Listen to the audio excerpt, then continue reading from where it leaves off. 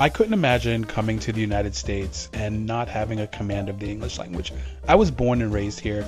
My parents, for the most part, were born and raised here. Everyone in my family speaks English. But I couldn't imagine coming here not knowing English and having an interaction with police. Now, y'all know me for most part. Police to me are something that I am somewhat fearful of, especially as someone that lives in the South and has a family and things like that. But if I was in a situation where I did not speak English and a police officer approached me about something, even if it's minuscule, I would automatically want to shit my pants.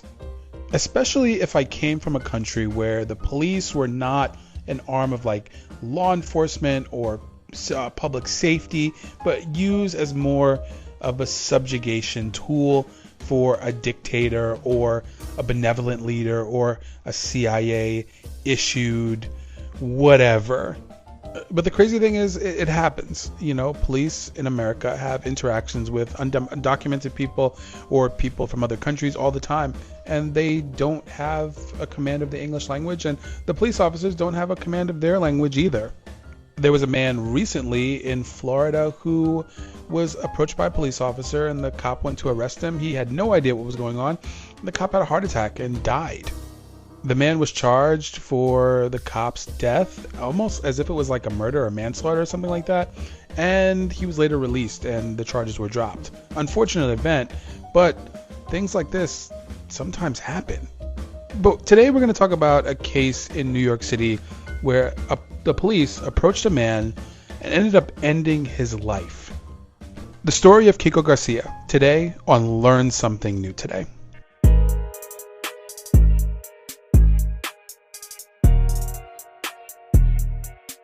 The Dominican community in New York City is huge. According to some estimates, there's several million Dominican people that live within New York City. Now, it's mostly concentrated within the 5 boroughs, but even more in-depth analysis shows that most Dominican people that are in New York City specifically are in the Bronx and also in Washington Heights. Now, there are some people that live in New Jersey and also Connecticut, but the vast majority of Dominicans in the United States live in Washington Heights and the Bronx. Now, as a proud Puerto Rican, I view the Dominican community, I view Dominican people as my cousins, our brothers. A lot of times we look alike. Our Spanish might sound a little bit different, but we eat a lot of the same foods, and our islands are right next to each other. So we're pretty much like family when it comes to the Latin diaspora.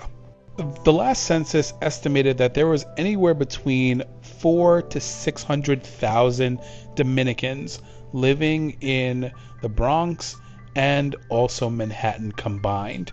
Now, a lot of people might see this phenomenon as something that is brand new or the byproduct of illegal immigration, but it's not true.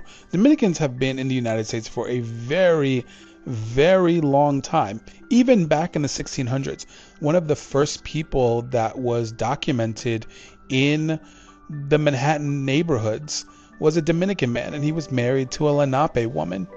On a side note, I did want to say that the Lenape were a group of indigenous people that actually lived on the island of Manhattan, just as an explanatory comma there. Now, the Dominican American community started coming en masse to the United States in the 1960s and 70s. It was right after the dictator Trujillo was assassinated. And the majority of them moved to a neighborhood called Washington Heights. Now, if the name sounds familiar to you, you probably know it because of the movie In the Heights by Lin-Manuel Miranda. But one of the people that moved to the Heights was a man by the name of Kiko Garcia. Now, like many immigrants within the community and people that are just arriving to the United States, Kiko worked for a very small, sort of family-owned business. Kiko worked in a bodega. For those of you who don't know what a bodega is, I feel like the most of you that listen to this podcast do know what a bodega is, but a bodega is a place within a community where you can pretty much buy anything. I'm talking about sometimes even clothes, food, cat food, dog food. You can get hot prepared meals and a variety of other things. And essentially that was Kiko's profession. He worked at the bodega, went home, did what he needed to do, and then went back to work. But on July 3rd, 1992, Jose Kiko Garcia, was shot and killed by the NYPD.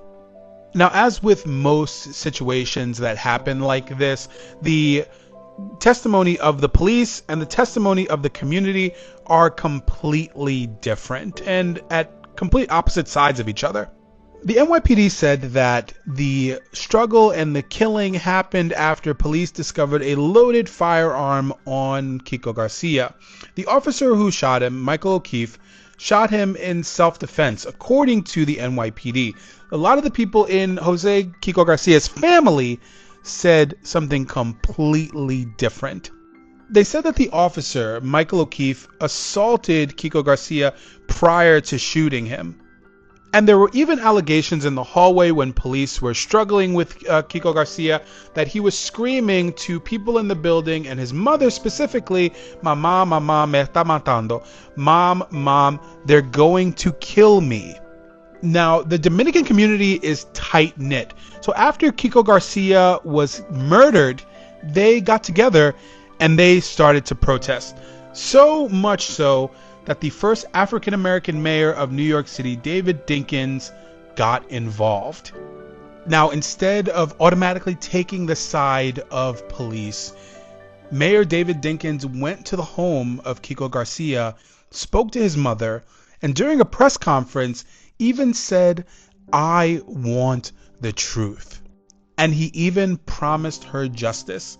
Now, the photo of David Dinkins hugging Kiko Garcia's mother made the front page of the Daily News with a large print saying, quote, "I want the truth." This drove a complete wedge between the office of the mayor and the NYPD. The NYPD basically seeing this as a slap in the face of people that were tasked to protect him and the city. Now, of course, the police investigated themselves and they found that they did nothing wrong. Sound familiar? Anyway, and the Dominican community was completely enraged by this. They saw a man that was hardworking, that was a pillar in their community, dead due to police violence, and nothing was going to get done about it. So they did what they could do. They started to protest and they started to riot. Washington evening, everyone. Sue is off tonight. I'm Dawn Fratangelo. Trouble in the streets of Washington Heights tonight, brought on by a controversial police shooting there. It began as a peaceful protest march, but it quickly turned ugly. Bottles of rocks were thrown from rooftops, cars set on fire, gunshots fired at police. It happened just hours after a visit by Mayor Dinkins, who promised to get the truth out. David Diaz is live in Washington Heights now with details for us. David? Yes, Chuck, we're on 181st Street and St. Nicholas Avenue. If you can see, the camera can catch in the distance fires all along this avenue, along the streets, from as far south we hear as 155th Street, past us to the north, all the way to 192nd Street. The mayor had been here earlier today in an attempt to provide calm, and earlier this evening, in fact, some of his Increase the Peace Corps had been out prior to a community meeting, leafleting people with leaflets, telling them to stay calm while the investigation continued. Well, unfortunately, they were giving those leaflets to the wrong people. Carrying limbs torn from trees and a fast-rising rage, a crowd of demonstrators took to the streets, cursing the police and demanding justice in the case of Jose Kiko Garcia, whom they believe was in effect murdered by a cop. Eventually, they would confront a cordon of cops at 181st Street and Broadway, 2 blocks from the 34th Precinct. For a while, their passion took refuge in proclamations of their Dominican heritage, but that did not satisfy those bent on venting their anger. Dozens of young people broke off, running down 181st Street, trashing whatever they could along the way. As usual, there was neither rhyme nor reason to the destruction. And it didn't stop during just the day. It went on for almost 7 days. This is a separate news report of what happened on one of the nights during the riot. Minutes later, while one part of a neighborhood seemed to be getting back to normal, other parts were giving off the acrid smoke and frightening disorder of urban rebellion. Okay, well, the situation, as far as we understand it, is that there have been 11 arrests so far. Meanwhile, the fire department is fighting fires sporadically, hithering and yawning, as it were, trying to put out these small fires that are in trash cans and with cars. But so far, very few injuries. There have been no attacks that we know of on strangers or anyone driving by. The venom here is directed exclusively at the police, in particular the police of the 34th Precinct. A lot of pent-up frustration and anger that has erupted as a result of this case of Jose Kiko Garcia. Now, as things started calming down, there was the preparation and the funeral for Kiko Garcia. He was buried, and large crowds formed processions in his honor. As far as the police officers go, there was nothing that was done against the officer that ended Kiko Garcia's life. He was put on desk duty for a while, but then life went back to normal. There's not really much known about him or where he is today. There wasn't anything verifiable that I was able to find. But one of the things that I did notice is that after the mayor of New York City, David Dinkins, said to the family that he wanted the truth, that many officers started calling out sick, specifically officers that were stationed at the 34th Precinct. They would call out sick for days after the Kiko Garcia murder, and many people believe that that was a slight at the mayor. Basically, if you don't have our back, we're not going to have yours, and we're not going to protect this community. We have a special guest as part of our episode on Kiko Garcia, and his name is Ricky Flores. If you Google Kiko Garcia, the first thing you're going to see is a group of pictures. They were all taken by Ricky Flores, and he was there. So thank you so much for joining and for being open to talking about this. I appreciate it. No problem. Thank you for having me on. Yeah, not a problem. So tell me about like what happened. Where did this start? Were you given a phone call to show up to the Heights, or like what happened to where you showed up there? I think we had it's hard to remember a lot of the stuff back then, but I think we heard that a man had been shot in the vestibule of his building in Washington Heights, and that people were very, very upset about what was going on.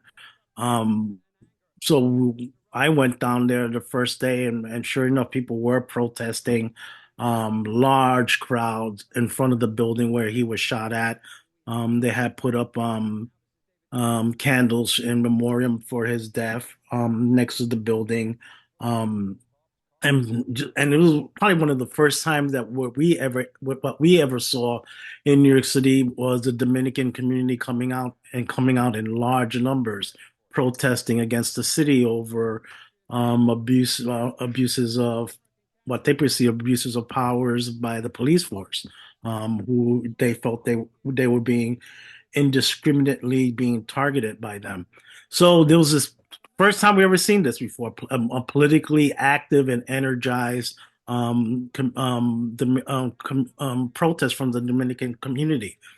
So outside, all the streets were closed up because people were just out in the street, just blocking access to, particularly in front of that building. Across the street, people were, a couple of local graffiti artists decided to make a mural, which called out the cop and specifically who killed Kiko Garcia, and basically said "F you," Keith on it, and that became the focal point of another flashpoint where the cops the very next day forced the landlord to paint it over, enrage people, enrage people more, and the demonstrations began to escalate. It got really bad. I think it was on the second day, or the first or second day. No, probably the second day. Another man around the protest was on the roof and apparently fell off the roof.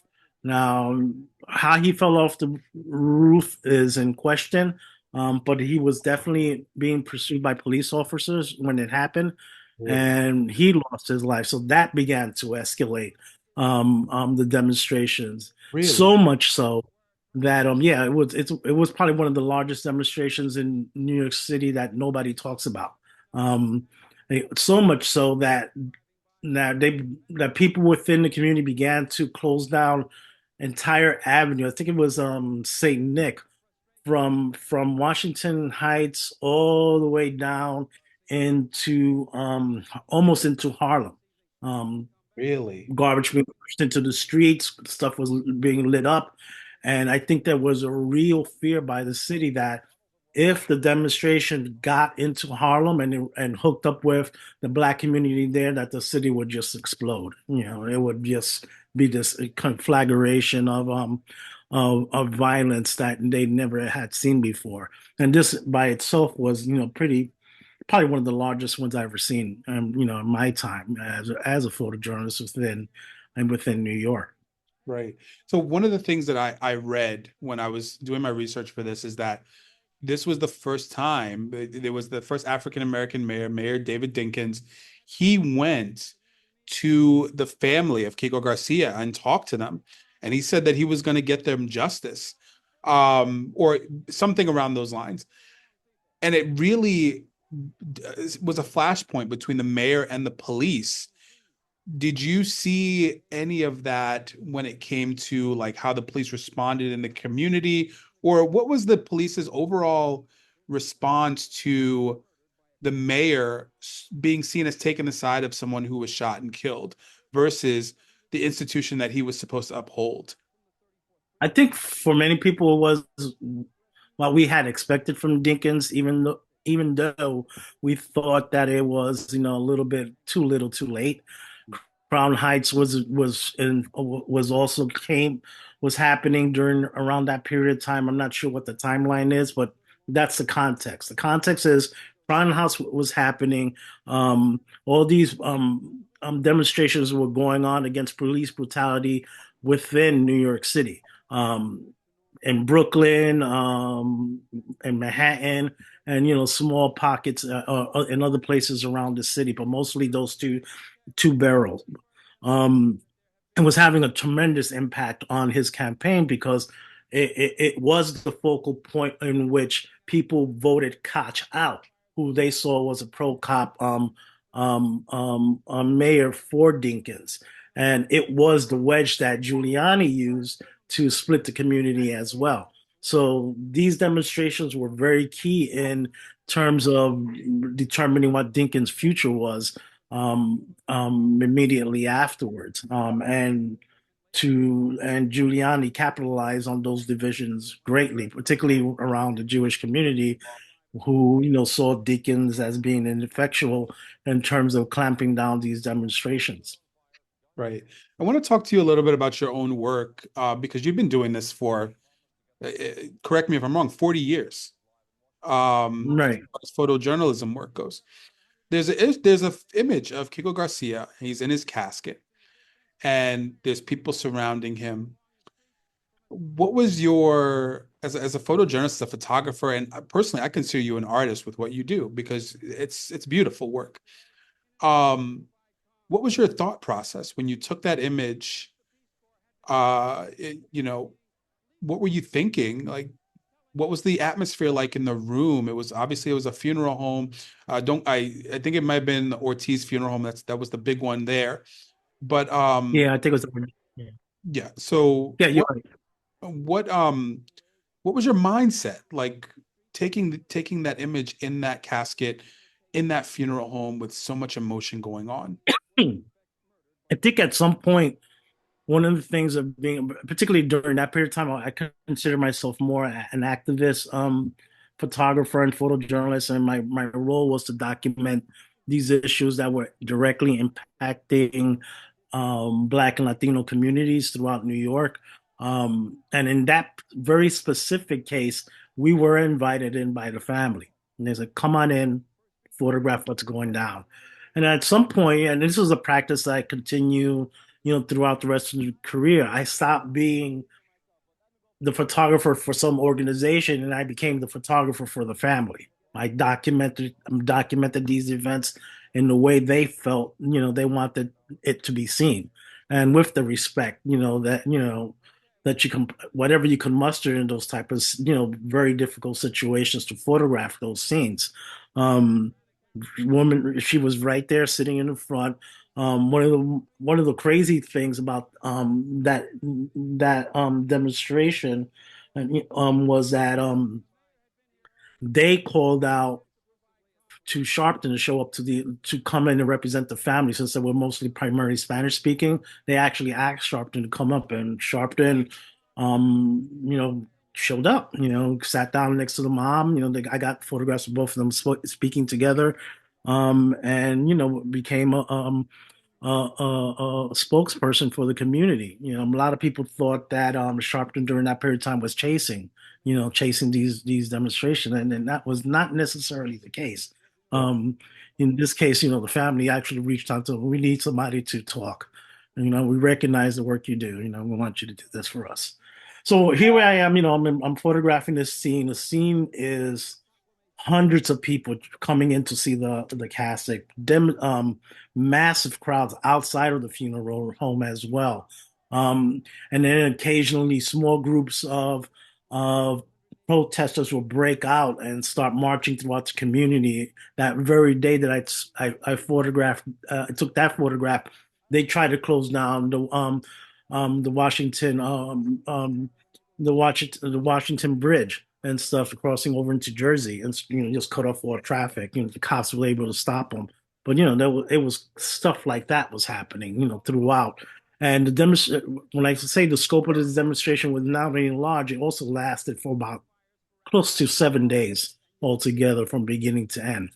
Um, in one instance, um, somebody on the roof of one of the buildings threw something down, and injured a firefighter who was trying to turn off some of these garbage can fires that were taking in the street, which outraged, the families of Kiko Garcia and the woman and the Pachardos, who was one of the other the man who fell off the roof. They held a demonstration in support of the firefighters and basically saying, you guys got to stop. You got to cut this out. They're not people we want you attacking just for doing the damn jobs. So I think that final situation was what kind of started slowing the protests out, and cooling people down. I think off of it, they were able to finally get a representative, Dominican representative, the first one ever in New York City to represent them in as an assemblyman, I think it is. I forgot the gentleman's name.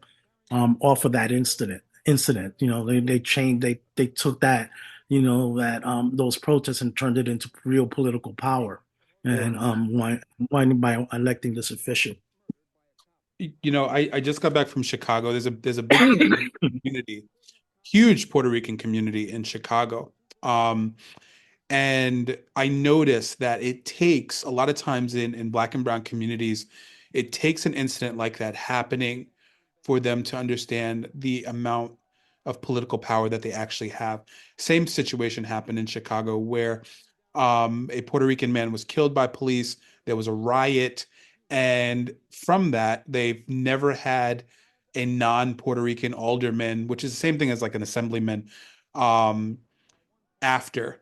In your years of doing this and covering these type of tragedies, do you see that there has to be a catalyst like this in order for Black and Brown communities to realize their political power?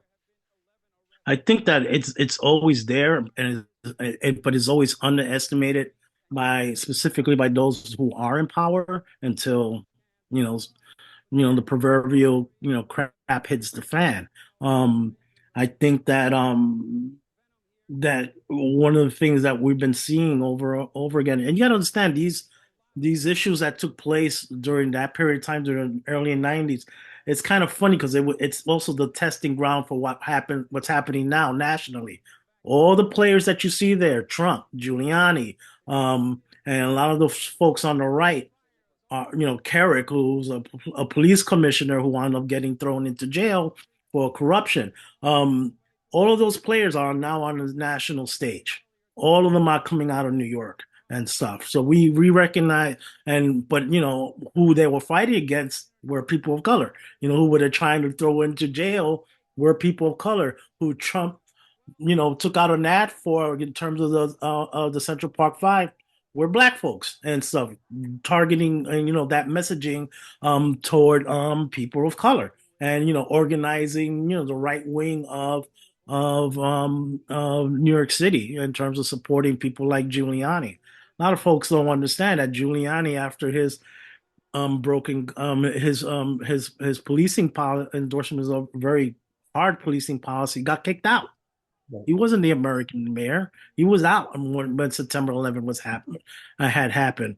But somehow that whole revisionist history was developed off of that, off of that incident, and kind of Remember that.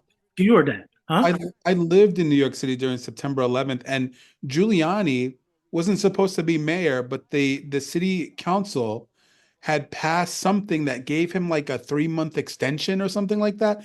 I Right, remember because he wasn't supposed to be mayor; it was supposed to be Bloomberg. right. Yeah. And who people felt was more better suited for revitalizing Lower Manhattan after the attack. But again, he was kicked out. Right. You because of those very policies. So, and those were all Black and Latino led. How those things happen. So it's just constant back and forth push that's been happening, not only on the local level for New York City and then across the country, but now it's playing out on a national stage as well.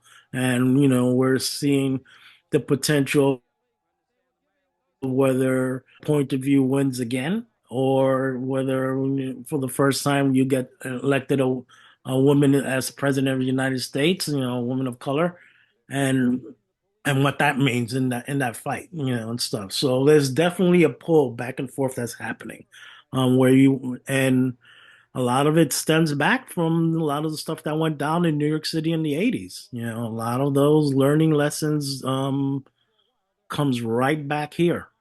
Right. 100%. Now, I wanted to ask you again about your own photography because the images that you have of the Kiko Garcia, the murder of him and the riots that happened afterwards are very so powerful and they're very up close. Did you at any point feel scared for your own life or feel scared, doing the work that you're doing in the situation? I know Dominicans and Puerto Ricans, they're like cousins, but in a situation where you're in the middle of a riot, things change. How did you ever I, feel? I yeah, that was the only time that I felt that there was potential for problem, and it didn't come from me exactly. I was when we work on those type of situations, particularly that volatile, we work in packs of photographers, people that we know and trust. So if something goes down with that person, I'm there to back them up. Something goes down with me, they're there to back me up. And in one instance, a good friend of mine was surrounded by Dominicans. It was a small, slight little all of 98 pounds, thin woman, were surrounded and they were trying to take her film and her cameras, and I went in, I went in hard. Um, but what also helped was that because I was an activist and activist as well, some of the organizers who saw me getting into trouble jumped in, and kind of chilled the crowd and got them off us and stuff. But that was the only time I felt that I wasn't in danger, but it was the only time I felt it was time for me to fight. Like it was on that level. And, so it was like, but again, I was really fortunate to be very well insulated by recognizing and developing relationships with organizers of many of these demonstrations who were visible, who were well known within their communities, and when they spoke up, people stopped and listened, and so that always in those situations saved me. What I got good at was just swivel, where the cops are, where the demonstration are at. Is anybody tossing something? Where am I standing at? Do I want to be standing here between these two groups and picking a side, in terms of where I want to hide, just so I don't get hit. That's a tactic that many of us, practice and stuff, but and it's a hard thing to learn because you got to do it over and over and over again, and you get really good at it. Right. I never felt, afraid in those type of situations, and actually feel very comfortable, strangely enough. It's a weird thing, it's a just a weird feeling, and stuff. But yeah, but that was the only time that I felt that, it was gonna get hectic, in You're that still demonstration. you're still here, so it wasn't too bad. Yeah, no, I was it. I didn't get clocked, Right, right. and nothing happened and stuff, so it was like nobody got their equipment taken and stuff. So, Now you know, you currently have a show, or did you have a show? I currently have a show that's part of Save the Sewer. Actually, I have two different shows. One was in Lower Manhattan. It was a small little pop up. I guess it's mostly a pop up show for a clothing line in New York that's centered around hip hop. And Right. then the second show is Save the Sewer show, which is a group of Puerto Rican photographers who documented the South Bronx during the 70s and 80s and 90s and stuff. So those are the two different events that I have happening now. Where can we go to see it? How can we view it? We're all about giving people their flowers while they're here, and we want to promote you. So where can people go to see Ceste Sol? Ceste Sol. The Save the Sword show is at the Bronx Museum and is hosted by the Bronx Historical Society, and that's up on Bainbridge Avenue. I don't know the exact address. I think it's 3266 Bainbridge in the Bronx, and that's up probably through January. And the Awake Show, I'm actually not sure how long that's going to be there. Awesome. But it's a storefront location in Lower Manhattan, which people can just drop by and check out. There's definitely a window display that people can see if the store is not open, and then inside there's additional other two other or three other photographs inside as well. Okay. And where can people find your work? So we're gonna put it in the show notes. We're gonna put the del Sur show in the show notes, and then we're also going to put your website in the show notes. But tell us where we could find you, your Instagram, your website.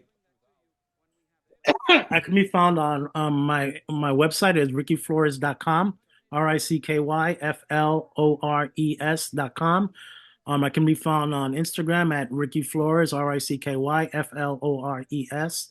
And those are the two best places to find me in terms of updating my work. I tend to use the other social medias far less because I think they're far less effective for what I do. So photography goes to Instagram, and on my website in terms of controlling what I want to put out there in terms of my own work. Well, Ricky, thank you so much for giving us your insight, your time today. And I appreciate the work that you do, and I appreciate your openness for this. And thank you again. Oh, you're welcome. Oh, one more thing, just because my publisher probably will kill me. Also have a book out. It's a limited edition, 500. It was only 500, but it's an 8 pound, 8.5 pound monster, 11 by 14, with well over 400 images that basically encapsulate my entire body of work from the South Bronx during the 80s. Yes, so that's out. That's out as well. That's Those amazing. things are moving. Like, those things are moving fairly fast, considering that we did only a limited edition. And it's the book is targeted for mostly institutions that have deep pockets that can actually afford it. So because I want the work preserved, I don't want to wind. I didn't wind up in eBay or somewhere like that. Right. Like so on a remainder bin. I wanted the work to be preserved, Absolutely. particularly now when we have our history kind of being erased and stuff. So I was like, I wanted to make sure that that happened as well. Absolutely. And what is the name of your book? South Bronx Family Album. All right. So we're going to put that in the show notes also. Uh, Ricky, thank you so much again. We're going to put your book, we're going to put your website, and we're also going to put the link to your show, Sexto Sur, in the show notes. And I appreciate your time, man. It's been a blessing, and for the insight as well. All right. Thank you so much, man. That's our episode for today. My name is Anthony Modesto Milian. I'm your host, and this is Learn Something New Today.